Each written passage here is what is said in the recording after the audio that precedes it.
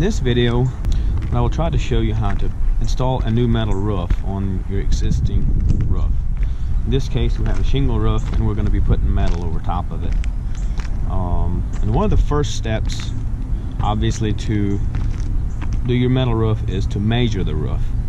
And to do that, we need to determine the pitch of the roof. Second thing will be to measure all the length of your roof, as far as the eave, which is where the roof meets the wall, all the way along the bottom side, all your ridges, which would be up, any kind of a ridge. In this case, we have some end wall here. You need to measure the length of the end wall and some side wall. Measure down the side, get all those dimensions. Measure for the length of the metal, which would be the length from the eave all the way up to whether it runs into your end wall or whether it runs to the peak in this case. Now the metal, ideally we like to hang it over the edge of the fascia board about 1.5 inches. So in this case, if you see, our shingles are hanging over about 1.5 inches. So that should tell us right about where our metal needs to be. If we just hook onto this here and we run it to the peak, we have 23 foot and 11 inches to the peak. Now up here, you want to leave at least 1.5 inches, leave it down at least 1.5 inches. And the purpose of that is to allow air. This will have a ridge vent in it, and you need to allow air to escape the peak. Obviously they don't have that in the shingles, but we want to do that in the metal. So if we drop it down 1.5 inches, we're at 23 foot 9.5, or in this case I would say 23 foot 9 inches. So that is a very important measurement, has to be right on. That determines the length of this run of metal. Okay, the other thing I'll show you on the ridge here, if we measure this ridge, is get the length of this to determine how many pieces we will need on this particular roof. So every piece of metal is 3 foot wide. In this case we have a 22 foot 3 inch roof. So 7 pieces would bring us right here to 21 foot. So you're basically going to need 7.5 pieces, or in this case you'll have to go 8 because you can't buy half pieces. So you have to buy 8 pieces of metal at the 23 foot 9 inches, I believe this roof was. When you measure for this run of roof, coming up the roof, basically you want the metal to hang over 1.5 inches down at the eave, and up here you want to keep it away from the house a good inch at least. This will not be vented here, but you just don't want to crowd the house. You got a 6-inch sidewall trim that kind of looks like what the trim is we have here now, and it will cover well down over your metal. So just keep it away 1 inch or so. As you can see here, we got a couple of roof boots in this one. The only thing you really need to know about those when it comes to ordering is what size boot you need. And the metal company I deal with, they have a numbered boot, and I usually just give them the dimensions of the pipe. For this one example is 4.5 inches. So I just tell them I need a boot for a 4.5 inch pipe. This one's 2 inches, and I need a boot for a 2-inch pipe. In this case, where the roof is fairly complicated, what I'll do is redraw the roof on a graph paper, with each graph representing 3 feet. And the reason for that is because each piece of metal is 3 foot wide, and what I'll do is if each graph represents 3 feet, I can just easily count the sheets of metal according to the graph lines, and it makes it easy for when I come over here to my hip. So basically, for example, I counted 8 lines, so I needed 8 pieces in here, and the 8th piece will end right there. So then we know another piece will have to be 3, 6, 9. I'll usually add a foot, and in this case I made that piece 10 foot, and then the next piece down will be 3, 6, and then I'll add a foot, so I made that 7 foot, and then the last one will be 4 foot, and then same thing over here. I'll just count the lines. I see that right here I made a circle, so 7 pieces, 21 feet basically came to here, and that's when I started making them shorter. So 3, 6, 9, about 10.5 or a little over 10 feet to here, so I made that one 11 foot. So just for, and that works for the valley as well. And I'll just draw a circle around the number here, which tells me how many full pieces at 23 foot 9 I need. And I'll know when I go to drill my metal I need 4 pieces plus the 22 footer, the 19 footer, the 16 footer, and the 13 footer. The way I figure my screws here is basically these pieces are 23 foot 9 inches, or pretty close to 24 feet. So that'll be 12 rows of screws, because I'll put them every 2 feet, plus the bottom row. So there'll be 13 rows of screws, and each row will have 4 screws in it. So if you go 4 times 12, or times 13 times 12 pieces, come out to 624 screws for those 12 pieces. And I'll just do the same for all of these all the way down through here. And the bottom I'll tally them up. I got 1,548. In this case I think I ordered 2,500 screws. Always good to have extras. Seems like I'm always running short. So and then I'll get a couple bags of 1-inch screws as well for the corners and stuff. And this is the list I give the metal company, and I'll send that all in for them.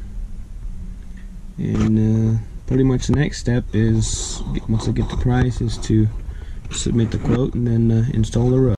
As far as the tools that I use for my to put the metal roof on, probably the first foremost is a good tool belt, preferably one with multiple pockets.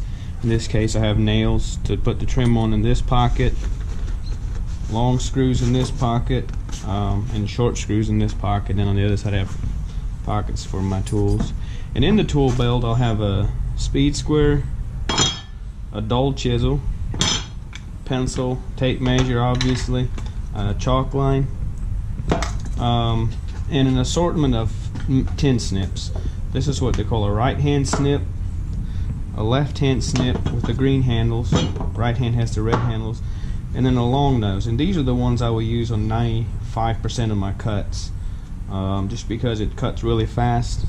As you can see, it has the real long nose on it, cuts a lot faster.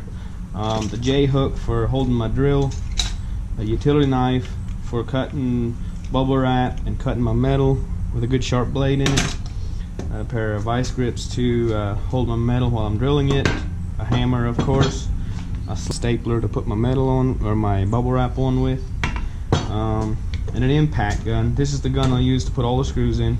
You can use a regular drill, but I really prefer this. It seems to be much easier to get your screw tension just right without squashing the rib.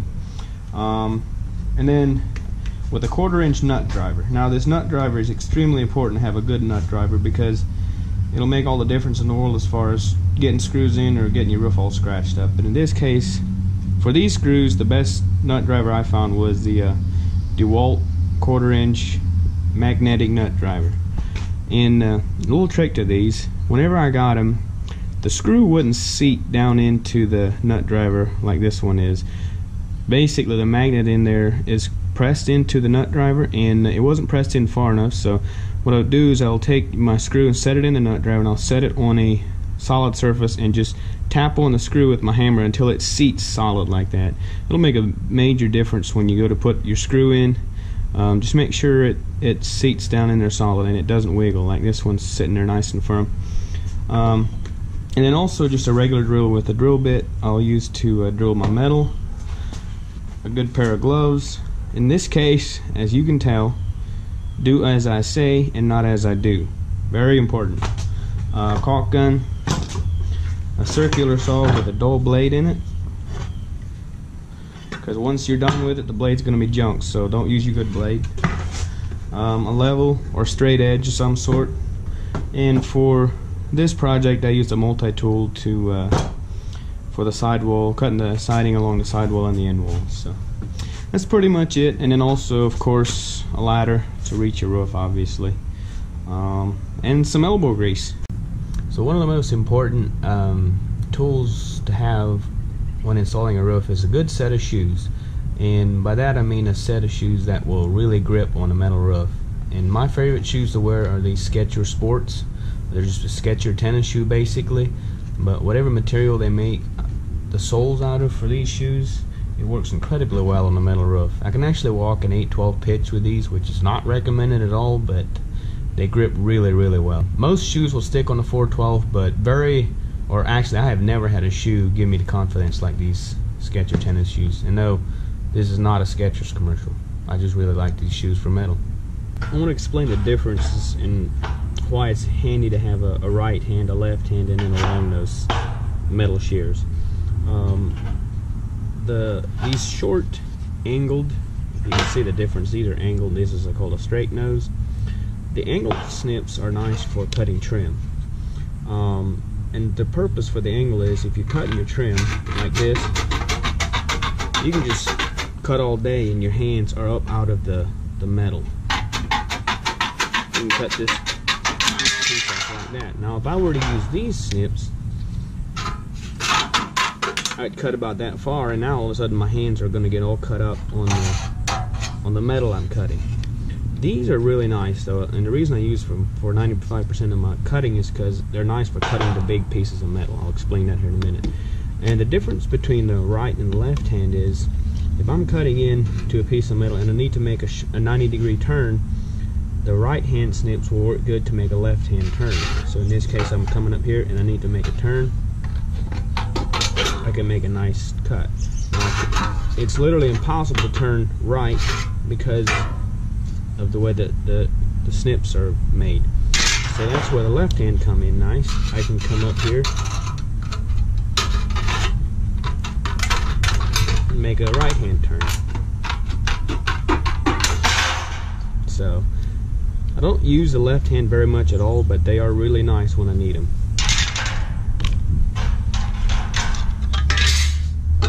Where I use my long snips here is in cutting the pieces of metal.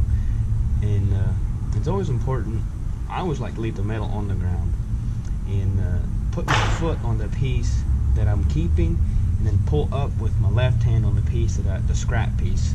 So in this case we're going to cut about 2 feet off of this scrap piece just for demonstration. And the reason I want to pull up on the scrap piece is because by pulling up on it as I'm cutting, it will keep the material away, the metal away from my fingers, keep me from getting cut.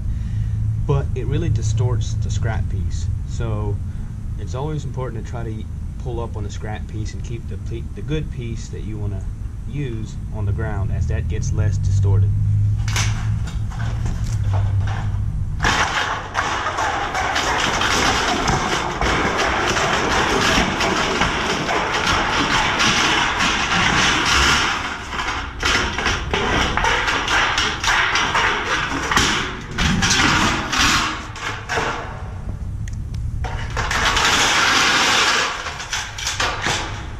I don't know if you can see this, but I got the ribs lined up on the other side on this scrap piece, and if you look over here,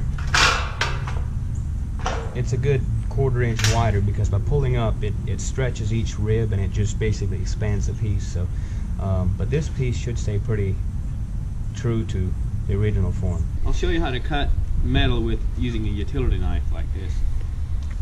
In this case I'll be cutting it right along the ribs, so I basically cut right along there and have a nice straight line. And you have to use a lot of pressure. Ideally, I want to see shavings come off of it when I'm cutting.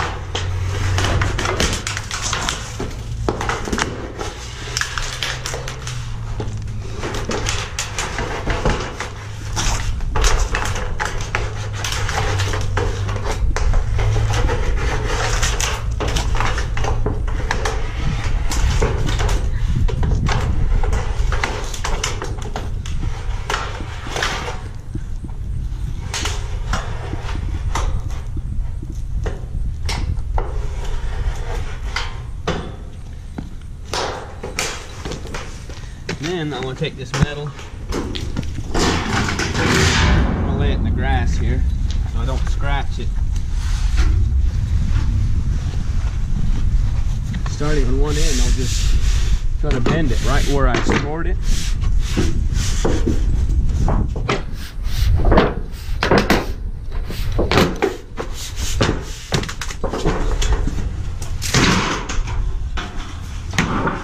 Just like that.